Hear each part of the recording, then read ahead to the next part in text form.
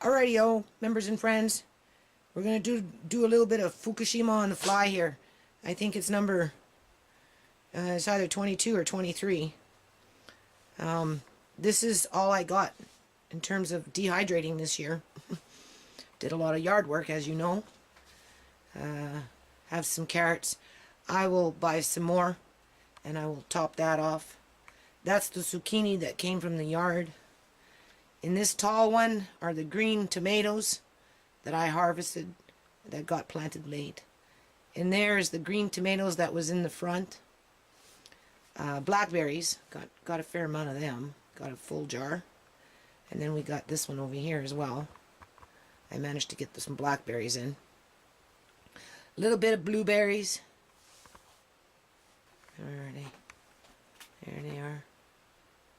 Right there. And then we got some miscellaneous rhubarb. And then some basil. That's the basil. And I already did some rosemary. And I finished the yard right before the rains came. It's raining now. So now I can focus on my inside for a while. And so I chopped them down as it was getting dark. I already started the mint. I kind of waited too long for the mint. It was getting cold, but that's okay. The mint will be fine. Just scooped up on my chives that were blooming. They actually turned to seed. Right. I don't know. I'll dehydrate them, see what happens. Oops. Alright. And then we got some thyme. So I cut down that whole plant. So I'm going to do that.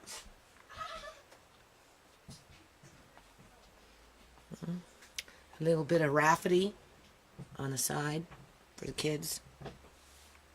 Yeah. So that's my Fukushima on the fly. I have one of my children come in, so I'm going to come back. Okay. So I want to just mention that today I took one of my daughters to the dentist, and she's coming of age, so her wisdom teeth are starting to come in.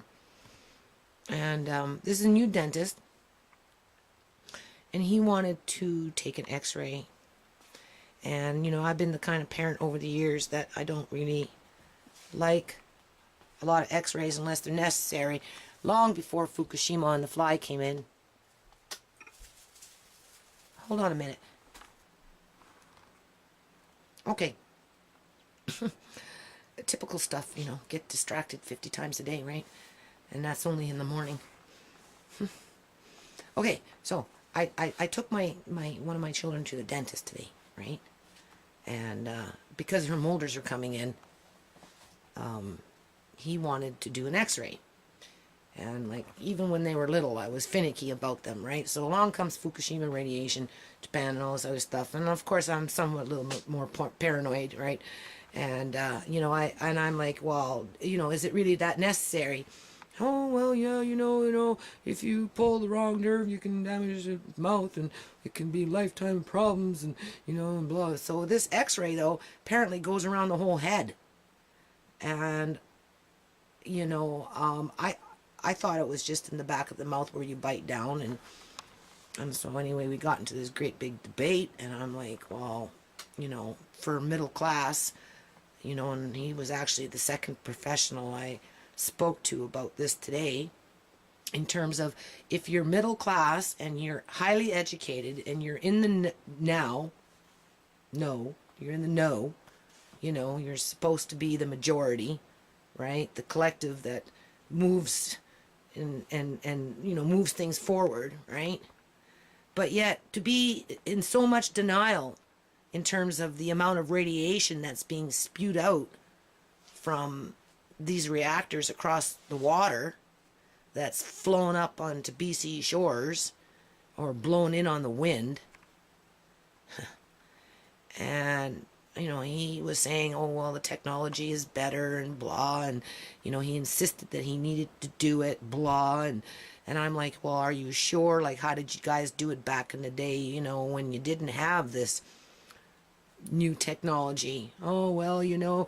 And then my daughter piped in because she's going to school and she's pulling in A's, right?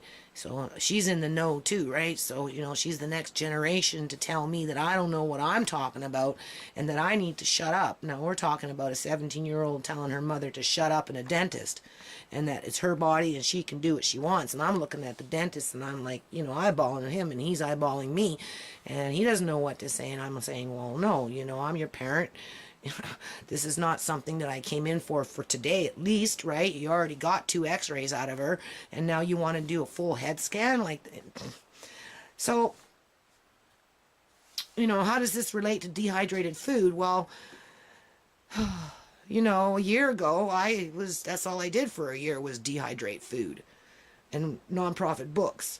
This year I worked in the yard, exposed myself to whatever was out there in the sand and in the morning glory and in the dirt, and I managed just to do a little bit of dehydrating. And I haven't really even gotten into the stuff I've already dehydrated last year. I'm fighting with doctors over x-rays that some doctors, I'm not particularly making a reference to, this dentist, because I just met him, so I don't know what his practices are, but I know some doctors out there really heavily use, not that they rely on it, they just like to use it because it's convenient when it comes to x-rays. So, at the end of the day with the dentist, he ended up giving me some information to call, the dentistry of surgeons and, blah, blah, blah, and blah, blah, blah. And I'm like, yes, okay, I know, I'll do some more research, blah, blah, blah, blah. I've got my 22-year-old son showing me information about, well, if you take this x-ray, this is the amount of radiation that you get from that x-ray, and so on, and mammograms and chest x-rays and whatever else x-rays people get, right? And we're, as the public, we're supposed to just go in without a debate. We're just supposed to accept our fate. And our kids are learning this too, because to have my daughter sit up there and argue about something that hasn't even erupted from her mouth yet, right, just so she can have one up on me and then shoo me out of the room,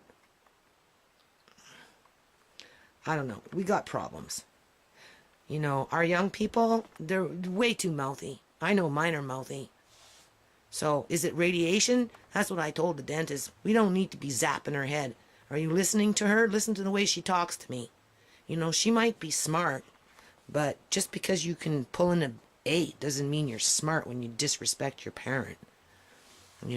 These people sitting up in Japan that played fire with nuclear energy and then basically turn their back to the pollution that they're pouring into the environment, they're not that smart. They're actually quite dumb. So, anyway, this is the way I like to live my life. Kind of neat and orderly and, a little sexy on the side. At peace. Needless to say, I won't show you the rest of my house right now. But the rains have come and I'm not outside, so you have to, cut me some slack, right? So, Fukushima on the fly. I think it's number 23. And hopefully the next time I do this, I will have my wipeout board and, maybe a few statistics. I have this really nice book. Hold on a minute. Okay. So, last copyright, 1969. This goes back to 1918. Yeah, I think the first copyright 1918. Where does that say that? Right there. See?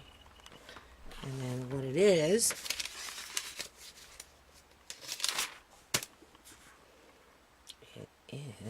hold on here.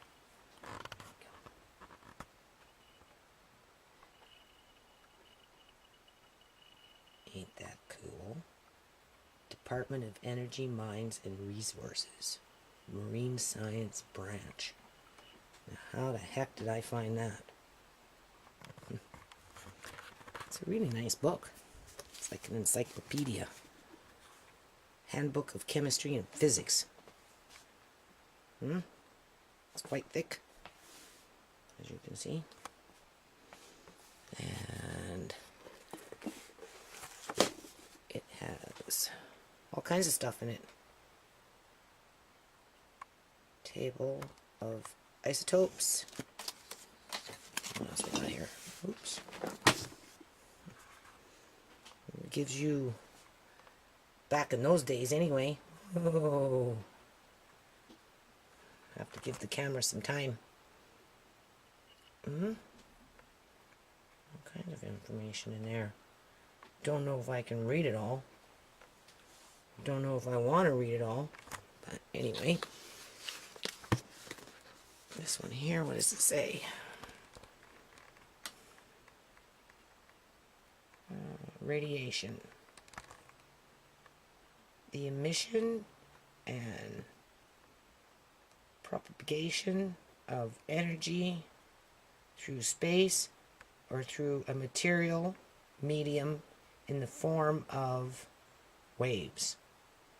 The term may be extended to include streams of subatomic particles as alpha rays or beta rays and cosmic rays, as well as electromagnetic radiation, which I get a lot of in this house. I got a lot of bad energy flying around in this house. And I have a high level of magnetic field that attracts a lot of dust. Often used to designate the energy alone without reference to its character. In the case of light, this energy is transmitted in bundles, protons.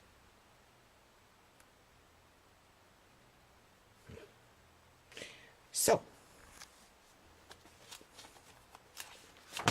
when I get some time, I plan on looking this over, just for fun anyway. See if I can pick out a few things of relevance.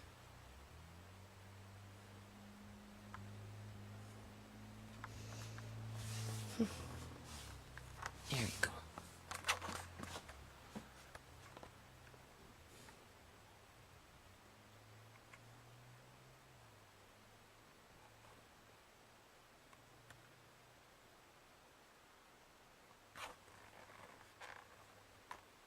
So, alrighty, I'm getting them ready. This little convection oven I picked up for 20 bucks in a thrift store. It's actually pretty good because you can cook in it. I haven't cooked in it. I've just been using it for dehydrating. I did a little bit of rhubarb. I have more than that. Those are the yellow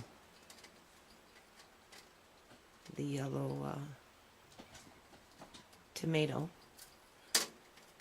This one was actually a green one. I left these in longer. I have some that haven't been in as long because these ones weren't quite done.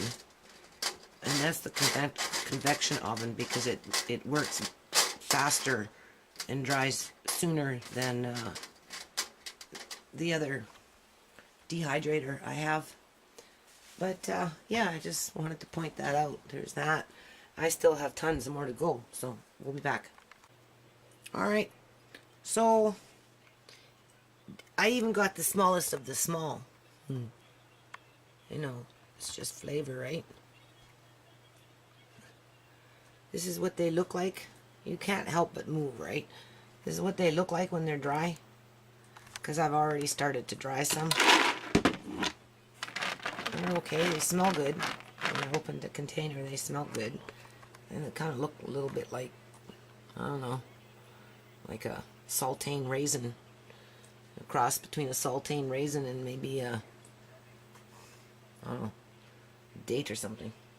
And then I did the trays. The bigger ones I cut. And I got 1, 2, 3, 4 trays. 5. And I still have some outside. And then I've got those 3 trays. So I guess it boils down to waste not, want not, right?